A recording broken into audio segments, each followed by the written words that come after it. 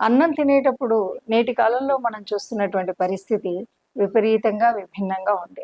అన్నం తినేటప్పుడు అన్నం మీద ధ్యాస, ఒక రకమైనటువంటి మనం మానసికంగా కావడానికి, ప్రాణశక్తి వృద్ధి చెందడానికి కావాల్సినటువంటి ఈ అన్నాన్ని చక్కగా పచనమయ్యే రీతిగా మనం నములుతూ మృంగడం అనేటువంటి పద్ధతిలో మనం ఏ ఆహారాన్ని తీసుకుంటున్నా దానికి ఒక వరుస క్రమం ఉంటుంది. మరి ఈ పద్ధతులన్నీ పాటిస్తున్నారా అంటే ఈ నేటి కాలంలో ఇదొక ఆశ్చర్యకరం.